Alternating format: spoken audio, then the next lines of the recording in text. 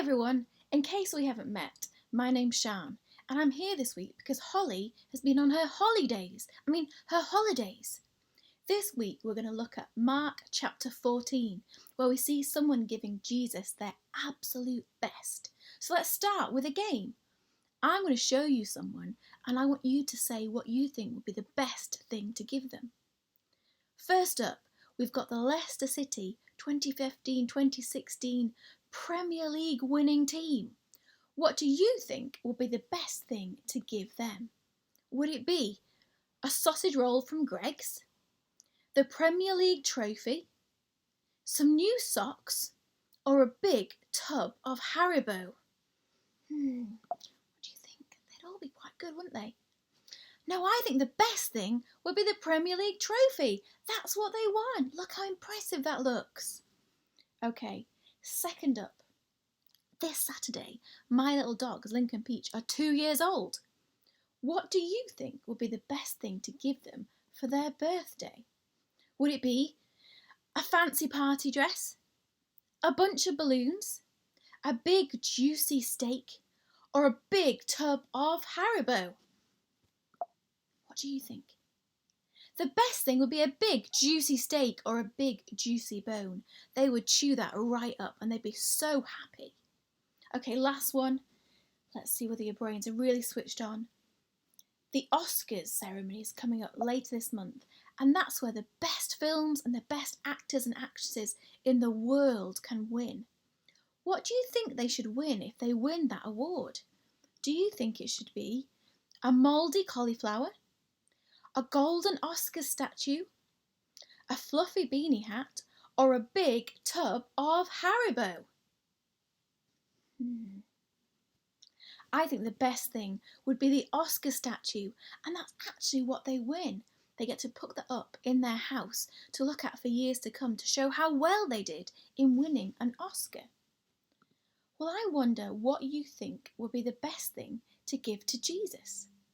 We've seen in Mark's Gospel so far that Jesus is amazing, and he's shown us how he is God by doing incredible things, including great miracles and teaching with authority.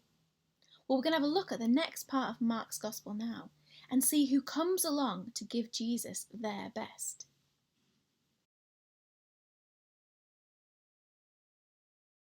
At this time, the Jewish people were getting ready to celebrate a festival called Passover that had been celebrated since the time of Moses, when God brought his people out of Egypt.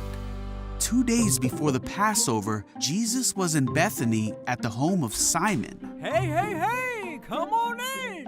A man who had previously had leprosy. While Jesus was eating, a woman came in with a beautiful jar of expensive perfume. She broke the jar open and poured perfume over Jesus' head. This woman came to Jesus because she knew how amazing he was. And what did she give him? The best thing she had. Some really expensive perfume.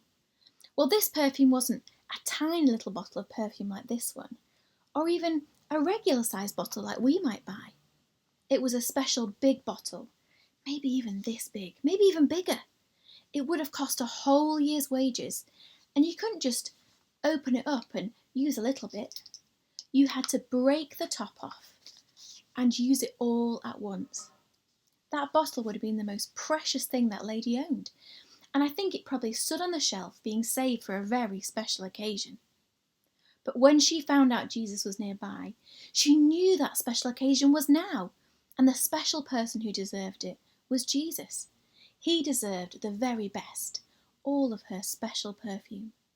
So she took it, she broke the bottle, and she poured it out all over Jesus' head. Imagine the amazing smell that would have filled the room. Everyone would have been able to smell it, even several streets away.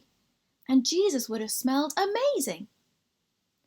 I wonder what the best thing is in your life that you could use to show Jesus how amazing he is. We don't have Jesus with us in the room like this lady did, so we can't take him our favourite toy or our games console or our football trophy to give to him. We can't pour our nicest bubble bath on his head or give him our leftover Easter chocolate. But there are other best things that we can give him, Here are some of them: our time, our words about him, our love, our plans. Maybe you can think of some others for you. We can give God our time by reading our Bibles, coming to church to meet with his people, remembering to talk to him by praying to him. We can give him our words by telling people all about him and speaking up when other people say bad things about him when they don't believe in him. We can give him our love by choosing what he wants more than what we want when we face a tough choice. Often our best isn't stuff at all. It's even more than that. It's giving God ourselves, like Jesus said was the most important commandment. Now this lady took the best thing she had and she gladly gave it to Jesus. Surely everyone there would have been really excited that this lady had been so generous in giving Jesus her best. Let's see what happened next. Jesus' disciples were upset when they saw this. They said, "What a waste! It could have been sold for a high price and the money given to the poor." What'd you do that for? So they scolded the woman. Hold on there. But Jesus said, "Leave her alone. Why criticize her for doing such a good thing to me? You will always have the poor among you, and you can help them whenever you want to, but you will not always have me. She has poured this perfume on me to prepare my body for burial. I tell you the truth, wherever the good news is preached throughout the world, this woman's deed will be remembered." Oh no! Loads of people didn't like what that woman did, and they started telling her off. They couldn't understand why she gave something so expensive away. But she didn't waste it, did she? She gave it to Jesus. And Jesus knew that, and he said what she did was a good thing. It was a beautiful thing. Jesus knew that he was going to die soon, and he said what this woman did was a way to prepare him, to get him ready to be buried. The smell of that perfume probably stayed on Jesus until he died a couple of days later. Jesus was going to give way more than expensive perfume. He was going to give his whole life. Like the woman broke the jar and poured out the perfume, Jesus' body would be broken and poured out for everyone who trusted in him. Most people didn't understand what the woman did and why she'd pour all that perfume onto Jesus. But Jesus understood, and he loved her, and he loved what she'd done. He said people would always tell her story whenever they talked about Jesus' life. And he was right, wasn't he?